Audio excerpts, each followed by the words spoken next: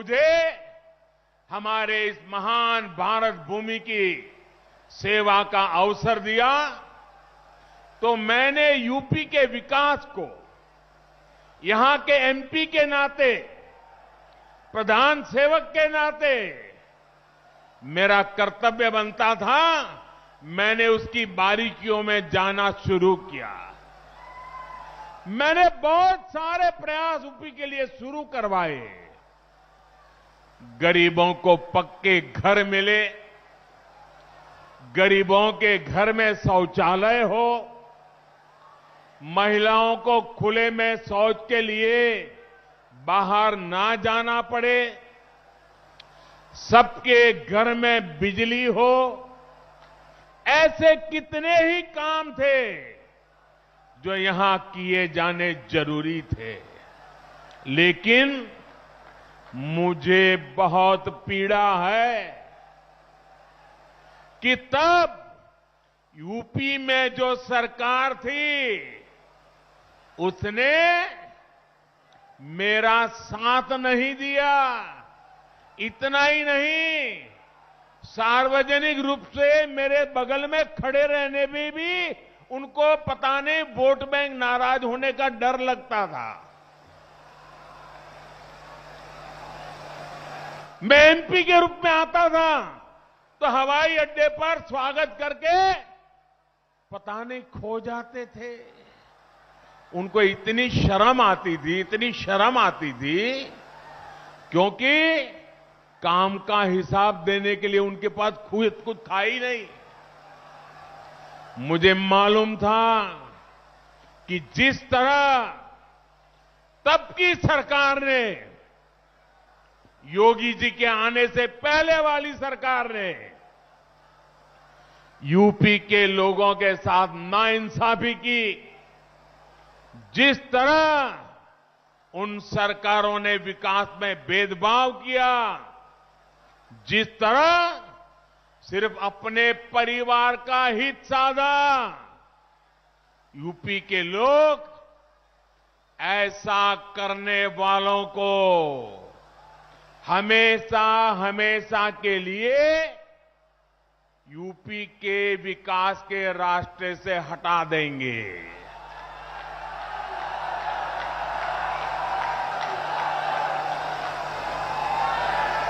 और 2017 में आपने तो ये करके दिखाया है। आपने प्रचंड बहुमत देकर योगी जी को और मोदी जी को, दोनों को साथ मिलकर के अपनी सेवा का आपने मौका दिया। और आज यूपी में हो रहे विकास कार्यों को देखकर मैं कह सकता हूं, इस क्षेत्र का, यूपी का भाग्य बदलना शुरू हो गया है और तेज गति से आगे बदलने वाला भी है।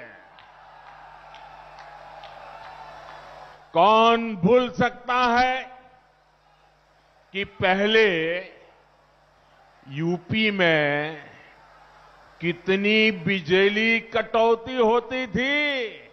याद है ना? कितनी बिजली कटौती होती थी? कौन भूल सकता है कि यूपी में कानून व्यवस्था की क्या हालत थी? कौन भूल सकता है कि यूपी में मेडिकल सुविधाओं की क्या स्थिति थी? यूपी में तो हालत ऐसे बना दिए गए थे कि यहां सड़कों पर राह नहीं होती थी, राह जनी होती थी। अब राहजनी करने वाले जेल में हैं और राहजनी नहीं, गांव-गांव नई राह बन रही है, नई सड़कें बन रही है। बीते 4.5 वर्षों में यूपी में चाहे पूरब हो या पश्चिम, हजारों गांवों को नई सड़कों से जोड़ा गया है। हजारों किलोमीटर नई सड़कें बनाई गई हैं। अब आप सभी के सहयोग से, उत्तर प्रदेश सरकार की सक्रिय भागीदारी से यूपी के विकास का सपना अब साकार होता दिख रहा है। आज यूपी में नए मेडिकल कॉलेज बन रहे हैं, एम्स बन रहे हैं, आधुनिक शिक्षा संस्थान बन रहे हैं। कुछ हफ्ते पहले ही कुशीनगर में अंतर्राष्ट्रीय हवाई अड्डे का लोकार्पण किया और आज मुझे पूर्वांचल एक्सप्रेसवे आपको सौंपने का सौभाग्य मिला है। भाइयों और बहनों, इस एक्सप्रेसवे का लाभ गरीब को भी होगा और मध्यम वर्ग को भी। किसान की इससे मदद होगी और व्यापारी के लिए भी सुविधा होगी। इसका लाभ श्रमिक को भी होगा और उद्यमी को भी हो, यानी दलित, वंचित, पिछड़े, किसान, युवा, मध्यम वर्ग, हर व्यक्ति को इसका फायदा होगा। निर्माण के दौरान भी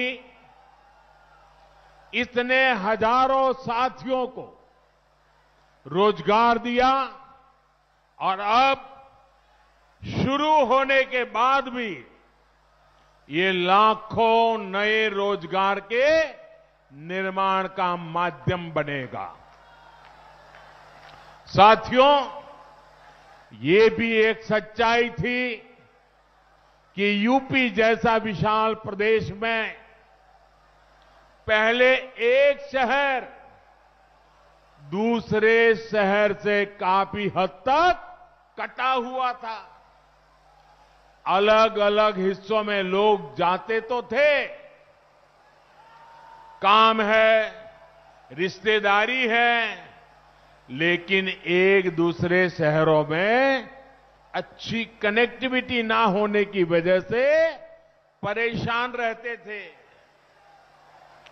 पूरब के लोगों के लिए लखनऊ पहुंचना भी महाभारत जीतने जैसा होता था।